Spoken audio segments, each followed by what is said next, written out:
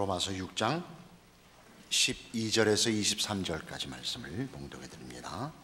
로마서 6장 12절부터의 말씀입니다. 그러므로 너희는 죄가 너희 죽을 몸을 지배하지 못하게 하여 몸의 사욕에 순종하지 말고, 또한 너희 지체를 불의의 병기로 무기로 죄에게 내주지 말고, 오직 너희 자신을 죽은 자 가운데서 다시 살아난 자 같이 하나님께 드리며 너희 지체를 의의 무기로 하나님께 드리라. 죄가 너희를 주장하지 못하리니 이는 너희가 법 아래에 있지 아니하고 은혜 아래에 있음이라. 그런즉 어찌하리요? 우리가 법 아래에 있지 아니하고 은혜 아래에 있으니 죄를 지으리요? 그럴 수 없느니라. 너희 자신을 종으로 내주어 누구에게 순종하든지 그 순종함을 받는 자의 종이 되는 줄을 너희가 알지 못하느냐? 혹은 죄의 종으로 사망에 이르고 혹은 순종의 종으로 의에 이르느니라. 하나님께 감사하리로다. 너희가 본래 죄의 종이더니 너희에게 전하여 준 바 교훈의 본을 마음으로 순종하여 죄로부터 해방되어 의에게 종이 되었느니라. 너희 육신이 연약함으로 내가 사람의 예대로 말하노니 전에 너희가 너희 지체를 부정과 불법에 내주어 불법에 이른 것 같이 이제는 너희 지체를 의에게 종으로 내주어 거룩함에 이르라. 너희가 죄의 종이 되었을 때에는 의에 대하여 자유로웠느니라. 너희가 그때에 무슨 열매를 얻었느냐? 이제는 너희가 그 일을 부끄러워하나니 이는 그 마지막이 사망임이라. 그러나 이제는 너희가 죄로부터 해방되고 하나님께 종이 되어 거룩함에 이르는 열매를 맺었으니 그 마지막은 영생이라. 죄의 싹은 사망이요 하나님의 은사는 그리스도 예수 우리 주 안에 있는 영생이니라. 기독교 신앙을 대표하는 구원, 영생, 은혜라는 그 단어들이 세상에서 쓰는 이해와 늘 혼동돼서 기독교 신앙을 갖고 있으면서도 구원, 영생, 은혜라는 말의 의미를 자꾸만 왜곡하는 것이 우리들의 그 현실입니다. 성경 말씀을 보고 성경을 따라가 그 개념들이 성경 안에서 어떻게 그 단어들을 만들고 있는지를 따라가는 것, 이것이 성경을 읽는다, 설교를 한다, 공부를 한다라는 그 이유이며 그 유익입니다. 이 구원에 관한 이 성경의 설명, 복음이 무엇인가를 논하는 로마서입니다. 은혜라는 단어에 왔죠. 은혜가 뭐냐? 죄 아래 있지 않는 거다. 법 아래 있지 않는 거다. 그렇게 말하고 있습니다. 그래도 뭐 만만치 않죠. 죄를 용서하는 거다. 죽을 자를 살린 거다. 이렇게 되니까 죄 많은 것에 은혜가 더 많았다니까 죄를 또 지면 또 용서해 줄 것인가, 죽으면 살려줄 것인가, 이렇게밖에는 우리가 이 은혜라는 말을 이해하는 더 나은 자리를 놓치곤 합니다. 그 얘기를 이제 오늘 본문이 다루고 있습니다. 14절에 죄가 너희를 주장하지 못하리니 이는 너희가 법 아래 있지 아니하고 은혜 아래 있음이라. 이러면 뭐 단박 생각나는 것이 아무렇게나 해도 되는가, 이거죠. 법 아래 있지 않고 은혜 아래 있다, 이런 말들이 갖는 의문입니다. 인간은 하나님이 지어줬음에도 불구하고, 하나님이 생명을 주셨고 하나님의 영광을 목적하고 있음에도 불구하고 스스로 하나님을 외면하고 스스로를 자기 것으로 만들자 타락해버렸습니다. 생명체이지만 생명을 만들어낼 실력이 없고, 영광을 약속받았지만 영광을 만들 실력은 없는 자가 그 공급자를 외면했습니다. 그게 타락이죠. 부패하게 되었고 왜곡되고 죽게 되었습니다. 로마서 6장이 하고 싶었던 앞부분은 뭐였냐면, 그리하여 하나님이 예수를 보내요. 스스로 책임을 지고 죽을 수밖에 없는 존재들을 끌어모아 그 존재를 소멸시켰다는 겁니다. 우리와 함께 죽으셨습니다. 그래서 자기 마음대로 자기가 주인이었던 종족을 멸하셨습니다. 사망으로 끝이 났습니다. 그리고 우리를 끌어안고 죽으신 바로 그 연합, 그 하나됨으로 예수님의 부활에 우리를 새롭게 부활시켜 이제는 아담의 후손이 아니라 예수의 후손이 되게 했다. 그게 구원입니다. 그걸 하나님이 이루셨기 때문에 우리에게 자격과 조건을 요구하지 않고 하나님의 신실하심과 자비하심과 능력으로 그리 하셨기 때문에 은혜라고 하는 것입니다. 그래서 이 은혜라는 말을 이해하려면 우리가 잘못한 것을 용서받았다, 그 측면이 분명히 있지만 그것 하나로 묶으면 성경에 제시되는 대로 그럼 죄를 지면 또 용서해 줄 것이냐, 죄를 많이 지면 은혜도 더 많이 받을 것 아니냐라는 잘잘못의 개념에서 은혜가 자꾸 축소됩니다. 은혜가 무엇인가를 이해하는 가장 좋은 예로 사무엘서에 나타나는 사울과 다윗을 비교하는 것이 성경에 말하자면 설명입니다. 사울은 이스라엘의 초대 왕입니다. 그는 준수하게 생겼고 체격이 좋아서 다른 사람보다 어깨 하나 위인 장사이며 겸손했습니다. 행구 뒤에 숨었죠. 그는 초대 왕이 되고 정치력과 다른 모든 조건을 가지고 있었으나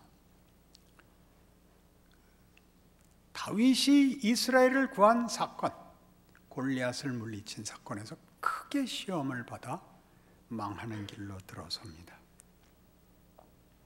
그가 다윗을 시기한 이유는 사울이 왜 망하게 되었는가를 잘 드러냅니다. 이스라엘이 블레셋과의 전쟁에서 적장 골리앗을 당하지 못합니다. 산촌초목이 벌벌 떠는데 다윗은 전쟁에 나갈 만한 나이가 되지 않아 집에 있다가 전투에 참여한 형들의 안부를 확인하기 위하여 부모의 보내심을 받습니다. 그랬다가 벌벌 떠는 자기 군사를 만나죠. 적장을 만나고 믿음을 가지고 자기 백성들을 위하여 거룩한 분노로 골리앗 앞에 섭니다. 나는 네가 저주하는 만군의 하나님 여호와의 이름으로 네게 나아가노라. 물맷돌 한 개 딱 던져 돌이 이마에 박혔답니다. 시속 1000km는 돼야 아마 박힐 겁니다. 돌이 이마에 박히려면 말이죠. 그래야 영웅이 되죠. 사울이 죽인 자는 천천히요 다윗이 죽인 자는 만만이라. 이 백성들의 이 칭송에 사울이 넘어갑니다. 자기가 자신의 주인이고 자신이 모든 것의 주인이어야 되는 그 욕심과 그 허영이 자기보다 큰 인물 앞에서 녹아드는 겁니다. 악귀가 들고 발작을 하고 검은 것 타는 다윗을 향하여 창을 던지기도 수차례. 결국 다윗은 생명을 위하여 도망을 가게 됩니다. 그를 수색하여 죽이려고 혈안이 된 사울이 엔게디 광야에 다윗이 숨었노라 라는 제보를 받고 휘하를 이끌고 엔게디 광야로 수색을 나가죠. 피곤하여 동굴에 들어가 잠시 쉬는데 그 동굴에는 이미 다윗과 그의 추종자들이 들어와 숨고 있었던 것입니다. 아마도 사울이 잠이 든 모양이었고 다윗은 그를 죽일 기회를 찾습니다. 측근들이 모두 지금이 기회입니다. 그를 죽이십시오. 이미 하나님이 다윗에게 기름 부어 왕으로 삼았고 사울은 하나님이 버린 자였습니다. 그러나 다윗은 거부합니다. 옷자락만 조금 베어갖고 나와 건너편에 멀찍이 떨어져 고함을 지르죠. 사울 왕이요, 왜 무고한 나를 죽이려고 하십니까? 저는 왕을 죽일 수 있었습니다. 제가 왕의 옷자락을 베었습니다. 그러나 저는 그리하지 않았습니다. 하나님이 나에게 그런 일을 하게 하시지 않았습니다. 그러니 왕이요 분노를 거두고 적개심을 버리고 돌아가십시오. 사울이 웁니다. 네가 다윗이냐? 내 아들 다윗이냐? 내가 잘못했다. 그리고 돌아가죠. 그러나 그걸로 끝이 나지 않습니다. 다음에 다시 분노가 되살아나고 그를 죽이러 하일라 산 앞에 찾아 나옵니다. 많은 휘하를 이끌고 왔는데, 왜냐하면 그때 블레셋과 다시 전쟁이 일어났기 때문입니다.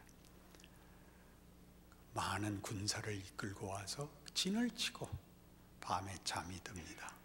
다윗이 측근과 함께 진중을 뚫고 들어가 모두가 잠들어 깨닫지 못하는 중에 사울왕 곁에까지 가죠.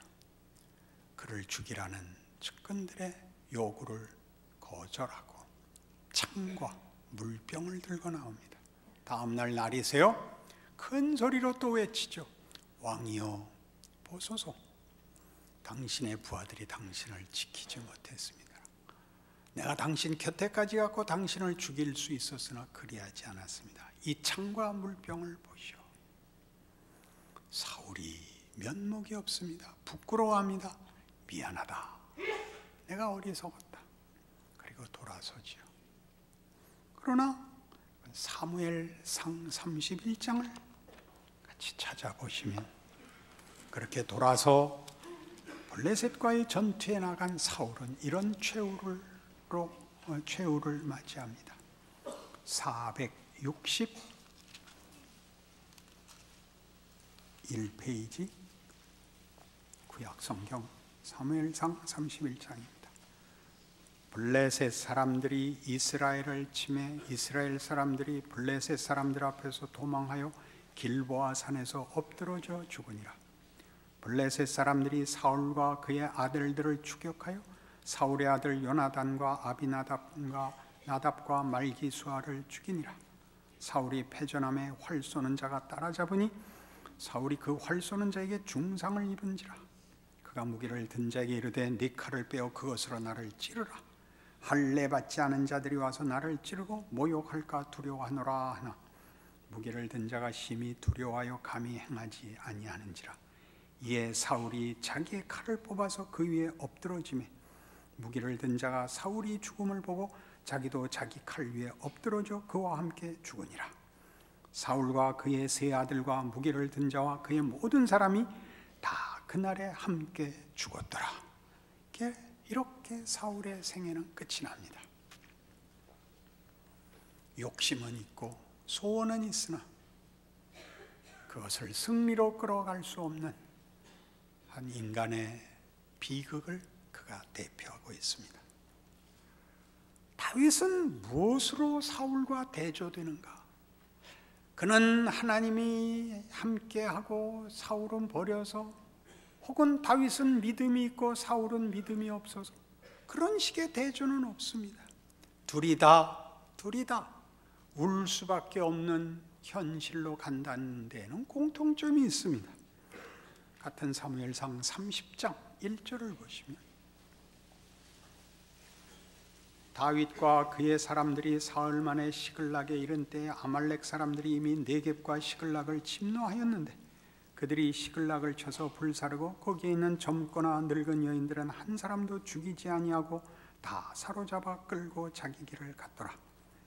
다윗과 그의 사람들이 성읍에 이르러 본즉 성읍이 불탔고 자기들의 아내와 자녀들이 사로잡혔는지라. 다윗과 그와 함께한 백성이 울 기력이 없도록 소리를 높여 울었더라. 다윗의 두 아내 이스라엘 여인 아히노엠과 갈멜 사람 나빌의 아내였던 아비가일도 사로잡혔더라. 백성들이 자녀들 때문에 마음이 슬퍼서 다윗을 돌로 치자 하니 다윗이 크게 다급하였으나 그의 하나님 여호와를 힘입고 용기를 얻었더라. 다윗의 눈물도 사울의 눈물과 같습니다.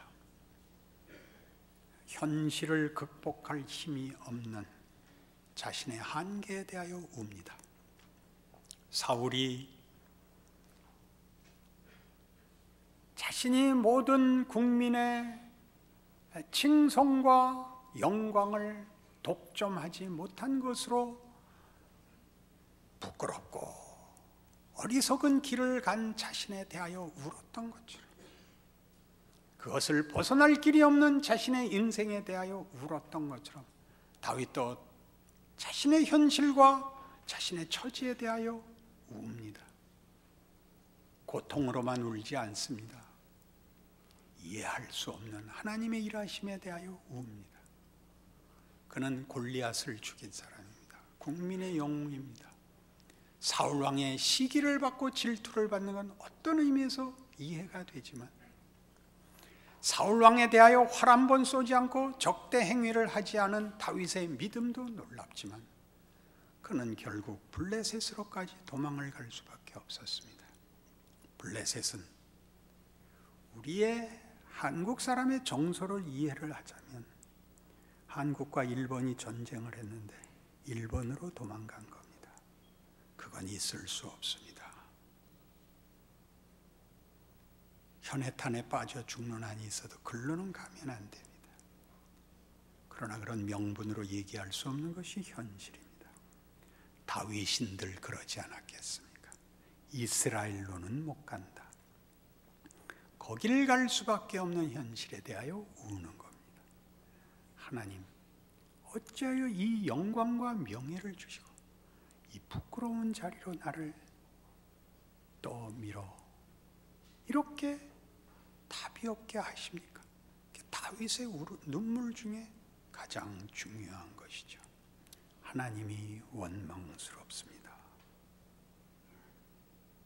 그러나 놀랍게도 사울은 끝간데 없는 방황과 황폐함과 쇠락과 그 길을 걸어 어쩔 수 없는 인생의 무게에, 인류의 운명에 묻혀버립니다. 그러나 다윗은 묻히도록 하나님이 놓아두지 않았다는 겁니다. 형편을 바꿔놓았거나 다윗에게 뭘 어떻게 한 게 아니라 그 눈물의 자리에서 죽음으로 가는 길을 하나님이 막아 붙잡아 놨다고 합니다. 어떻게 돌아섰을까요? 뭘 했을까요? 모릅니다. 사울은 전쟁터에 가서 결국 자결했고 다윗은 돌이킵니다. 무슨 실력으로 돌이켰을까요? 죽을 수가 없어서. 절벽에서 뛰어내리면 돌바닥이 물이 되고, 칼로 찌르면 칼이 부러지고, 대가리를 박으면 벽이 무너지고, 홀 수 없이 살아있는 거죠. 그걸 은혜라고 합니다. 납득이 안 가죠. 그럼요, 좀 더 가봐야 됩니다. 사무엘하 7장.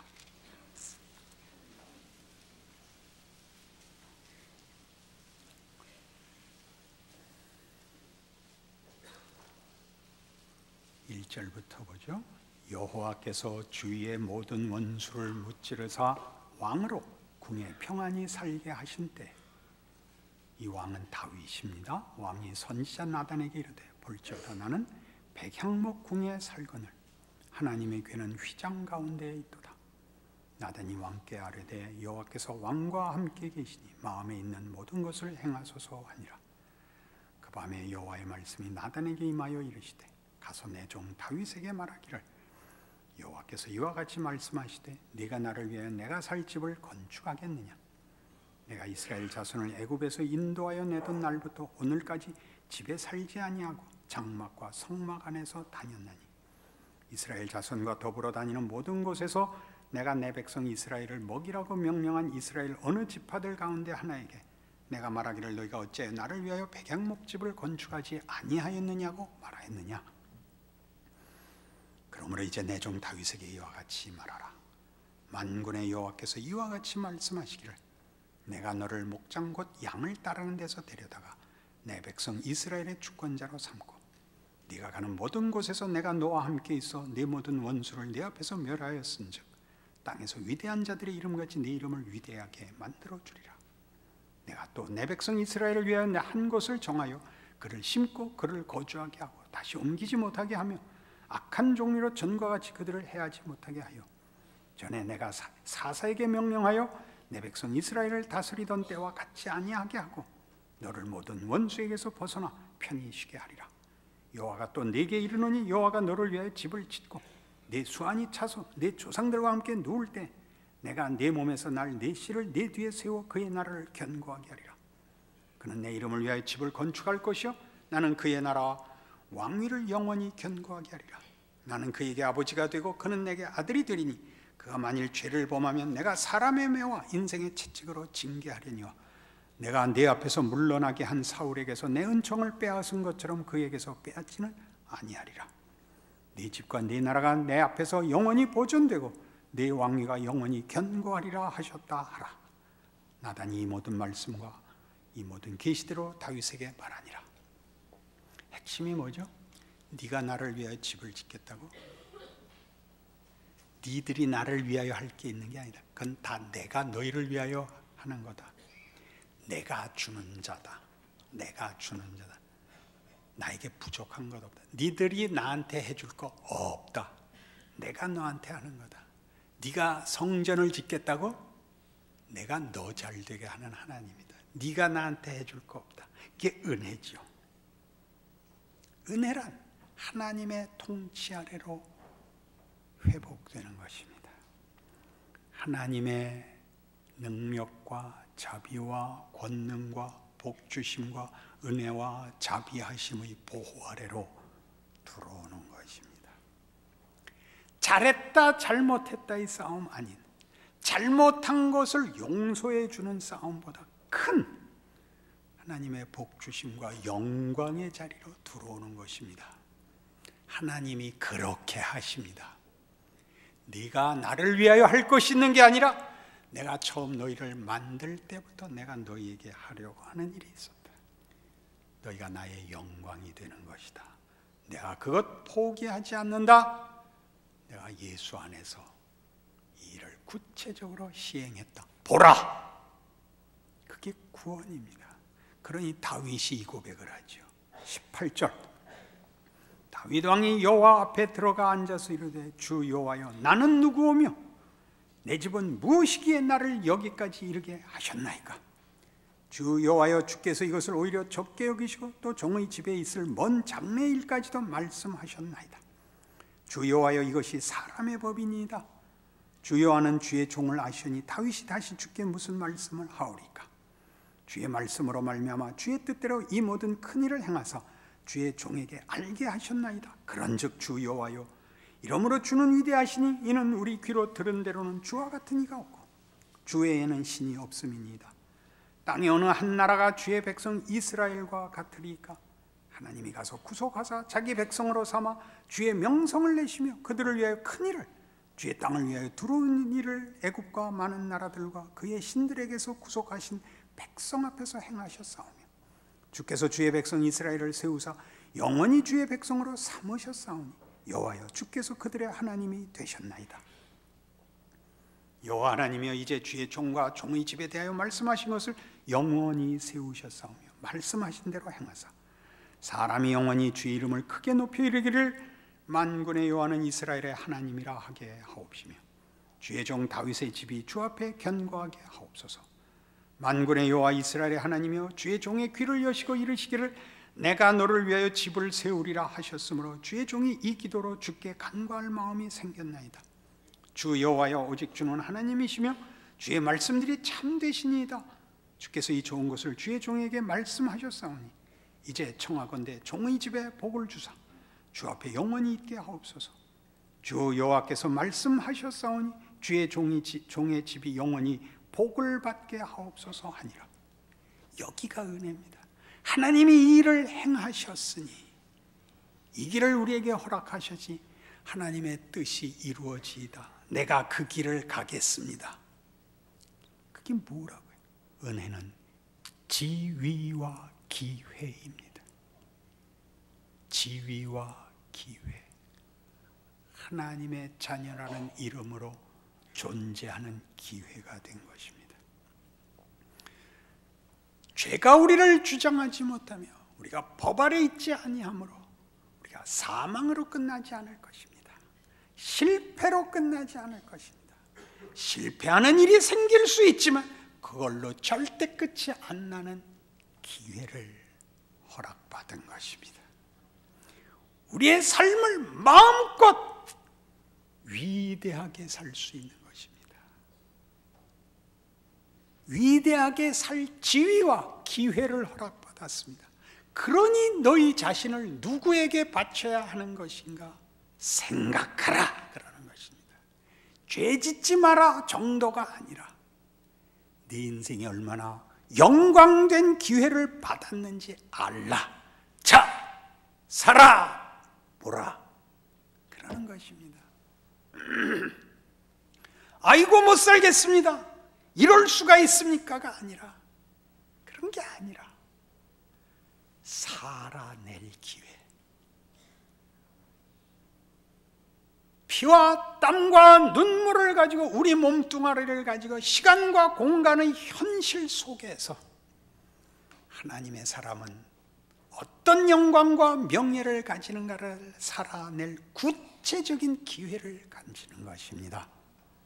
빨리 죽어 천국 가면 그만인 것이 아닌 살아있음으로 증거되는 그 크기. 그렇죠? 갈라디아서 5장은 이렇게 얘기합니다.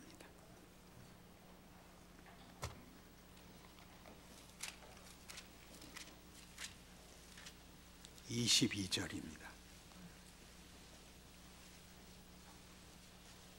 갈라디아서 5장 22절. 오직 성령의 열매는 사랑과 희락과 화평과 오래 참음과 자비와 양선과 충성과 온유와 절제니 이 같은 것을 금지할 법이 없느니라.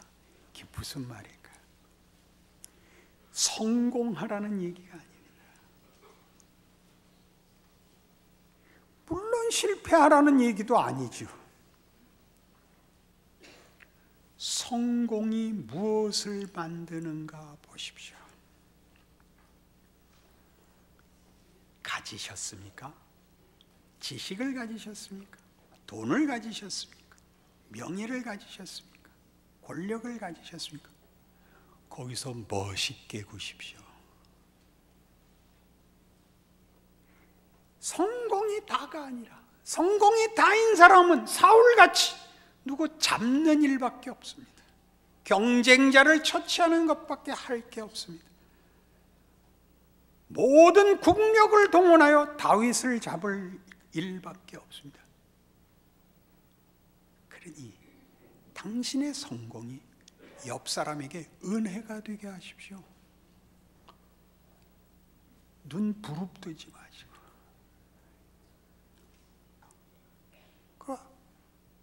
자기 할 일 하세요. 옆에 있는 사람이 그 사람 그 사람 만나면 좀 살맛이 나게 해주세요. 너는 왜 공부를 안 하냐? 내가 안 해서 너 1등 했잖아. 왜 뭐라 그래? 내가 얼마나 중요한 사람인데. 왜 자기가 디디고 올라선 지 발밑을 허무는 거예요? 잘났으면 잘나게 구세요. 못났으면 후회해야죠. 부끄러워해야 됩니다. 부끄러운 게 끝이 아니게 하세요. 부끄러워서 자결했다. 그러면 안 돼요. 정말 못난 거예요. 부끄러움이 성공 못지않은 조건이 될 수 있다는 걸 아셔야 돼요. 겸손은 어디서 배운다? 얼굴을 못 들 실수를 해야 배웁니다. 누구에게도 큰 소리 칠 수 없는 자기 자신을 확인해야 겸손을 배웁니다.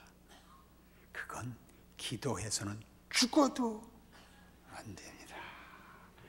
기도 많이 하면 눈만 시퍼러집니다. 무슨 얘기를 하는?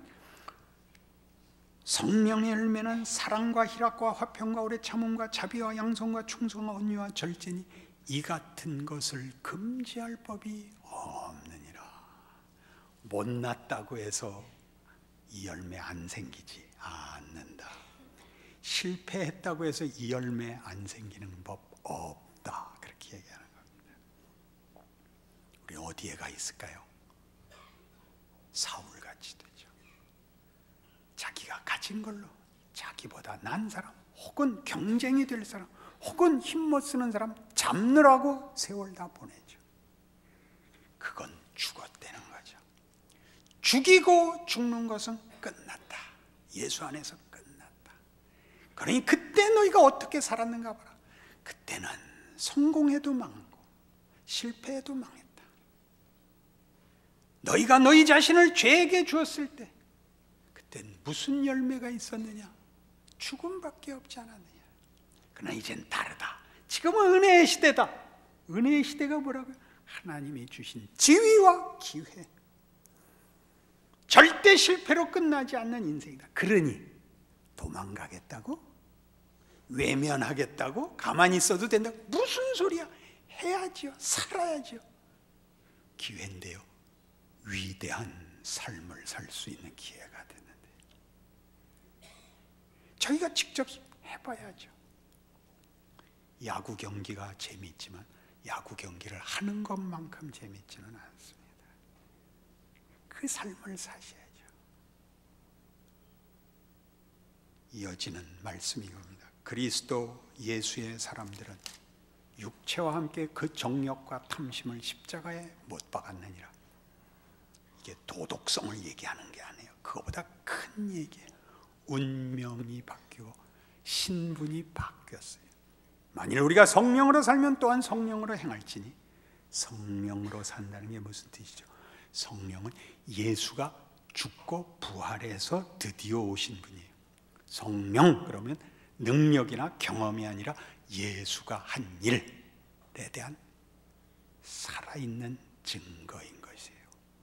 헛된 영광을 구하여 서로 노엽게 하거나 서로 투기하지 말지니라. 자기 인생을 사세요. 위대하게 사세요.